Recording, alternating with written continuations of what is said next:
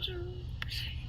Et voici le dernier chapitre de La Spirale, écrit par Sophie Bénastre chez Oscar Éditeur, le chapitre 7.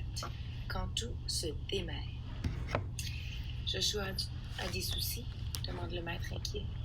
Désolé, Pascal, je n'ai pas le droit d'en parler, secret professionnel. Mais je suis son enseignant. Je sais, désolé, mais la directrice est au courant. En fait, elle a entendu, sans le vouloir, un bout de notre conversation lorsqu'elle est passée prendre un dossier dans son bureau. Il faut dire que M. Canela ne s'est peut-être même pas interrompu. Peut-être qu'elle acceptera de t'en dire plus. Pascal se précipite hors de sa classe. Sa nature impulsive et passionnée le rend vraiment attachant. Madame Ardouin rit doucement, le voyant littéralement courir aux nouvelles. Elle regarde sa montre. Il lui reste un peu de temps pour souffler un peu. Elle se masse les épaules en pressant fort ses muscles de ses deux mains. Elle lève la tête, la penche à droite, à gauche. Elle essaie de diluer toute la tension accumulée pendant cette éprouvante journée. Elle pensait faire passer de simples bilans de santé, mais c'était sans compter les surprises de son métier et l'aveu de Lou ce matin, faisant partie des mauvaises surprises. 10 minutes plus tard, Pascal est de retour, le visage grave. Apparemment, il a appris pour Joshua. Il se laisse tomber sur sa chaise. « Ça va, Pascal? »« Bah, j'en reviens pas, c'est hallucinant. »« Oui, c'est incroyable. On peut remercier Lou d'avoir eu le courage de m'en parler. Et maintenant, il va se passer quoi? J'ai appelé M. Canela. Madame Canela, pardon. Elle vient récupérer Joshua. Et le père, je veux dire, comment tu as fait pour le faire avouer? Demande Pascal. J'ai rien fait. Il a tout déballé d'une traite. J'avais préparé mon discours pourtant. Je voulais lui parler de son fils, de sa fatigue, des conséquences du manque de sommeil sur ses résultats scolaires. Mais je n'ai rien dit de tout ça. Je l'ai écouté. Il est intelligent. Il a compris tout seul que cela avait été trop loin. Il aurait pu faire semblant. Il n'a pas l'air commode parfois. Je crois qu'il était soulagé en fait. Il paraissait à bout. Vivre à la rue est épuisant. Le vent, l'air, marcher, devoir gérer un enfant de plus, ça doit être l'enfer. Il m'a parlé des problèmes d'hygiène aussi. Ils vont à la piscine pour se laver le dimanche matin. Comme ça, la mère ne se rendrait pas compte en récupérant Joshua. C'est dingue, jamais je n'aurais pu imaginer une situation pareille. Le maître se prend la tête entre les mains, accablé. Tu n'y es pour rien, Pascal. Tu es instituteur. Ah, voyons. J'avais bien remarqué que Joshua n'était pas comme d'habitude, mais le pas pouvait imaginer qu'il dormait dans une voiture. Ne t'inquiète pas, on va prendre soin de ce petit bonhomme. La psychologue va le rencontrer pour en parler. Et tu vas être très attentif durant les prochaines semaines. On le saura tous. En attendant, on sait qu'il sera en sécurité chez sa mère. L'urgence maintenant, c'est de trouver un toit à ce pauvre homme. Il ne peut pas continuer à dormir dans sa voiture plus longtemps, c'est indécent. Le silence s'installe dans la classe. Tu as dit quoi à la maman? Je lui ai expliqué dans les grandes lignes. Je préférais qu'elle craque chez elle avant de se retrouver devant Joshua. J'ai eu raison. Pourquoi? Parce qu'elle était effondrée. Elle n'a fait que pleurer pratiquement.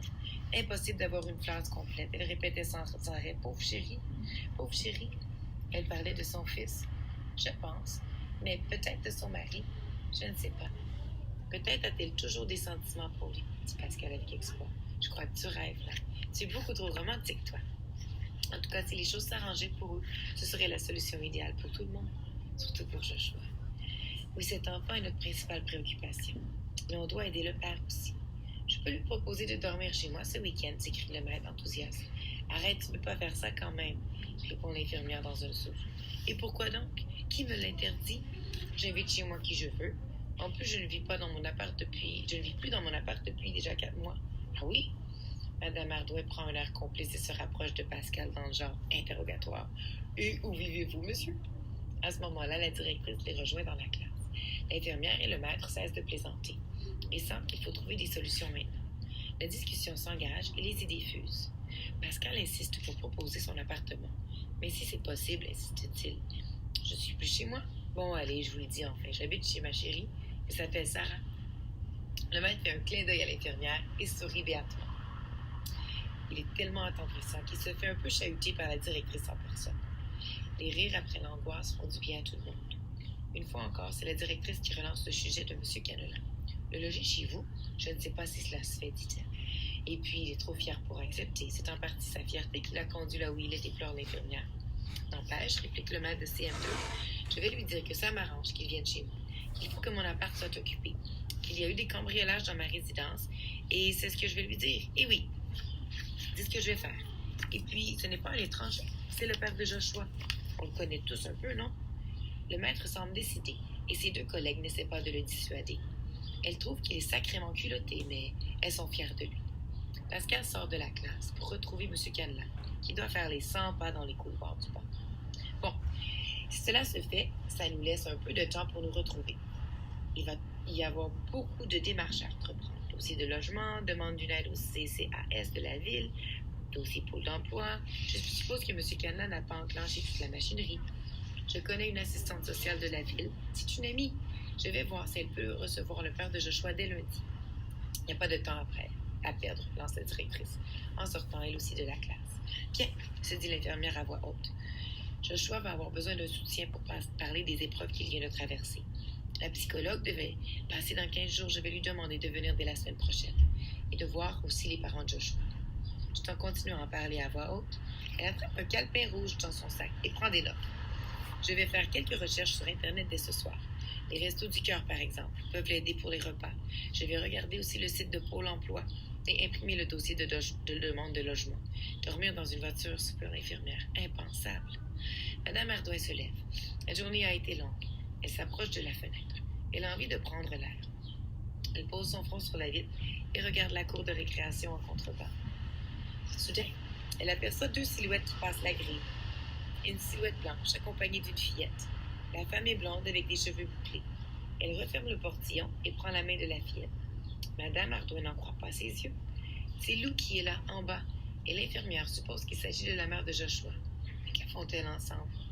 Cette enfant est vraiment étonnante. Elle est prête à tout pour aider son amie.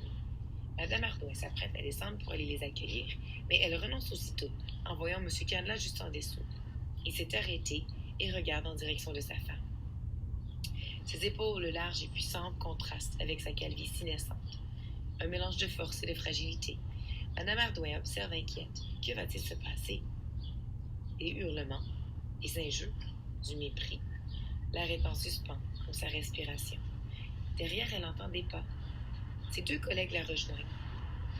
Ils sont silencieux eux aussi, comme si tout le monde avait compris que quelque chose d'important se jouait sous les fenêtres de l'école. Le père de Joshua fait un pas, puis un deuxième.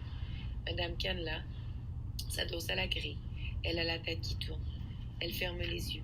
Lorsqu'elle les ouvre à nouveau, son mari n'est plus qu'à 1 mètre d'elle.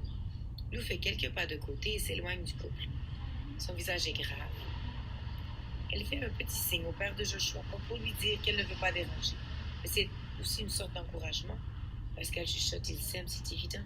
La directrice ajoute, ils ont eu le meilleur. Là, ils sont dans le pire. L'amour devrait être plus fort que tout. Madame Ardouin, elle, préfère se taire, mais elle a croisé ses doigts comme pour aider la vie à prendre le bon virage. Madame Canlan tend dans sa main vers son mari. Il la saisit. Ils parlent tous les deux, un peu, pas longtemps. Et puis soudain, ils s'enlacent, s'accrochant l'un à l'autre comme s'ils se trouvaient au milieu d'une tempête. Ils se serrent fort, et le visage de la mère de Joshua, tourné vers les vitres de la classe de CM2, affiche un grand sourire baigné de larmes. Lou aussi sourit. Elle a joint ses deux mains, comme pour dire qu'elle a réussi. Puis elle se met à courir en direction du bâtiment. Joshua n'est pas loin. Il est debout, derrière la porte vitrée. Il a vu toute la scène et lui aussi pleure. Est-ce que le cauchemar est terminé? Est-ce que ses parents vont se réconcilier? En tout cas, il a envie d'y croire. Et le visage radieux de Lou, derrière la vitre, gonfle son cœur d'espoir. Et c'était la fin de l'histoire La Spirale. Et on peut continuer de faire des inférences pour savoir qu'est-ce qui va vraiment se passer, quelles seront les prochaines étapes pour cette famille. Et aussi remplir notre cœur de compassion pour penser aux personnes qui vivent des choses difficiles autour de nous et de savoir comment nous pouvons être présents pour eux.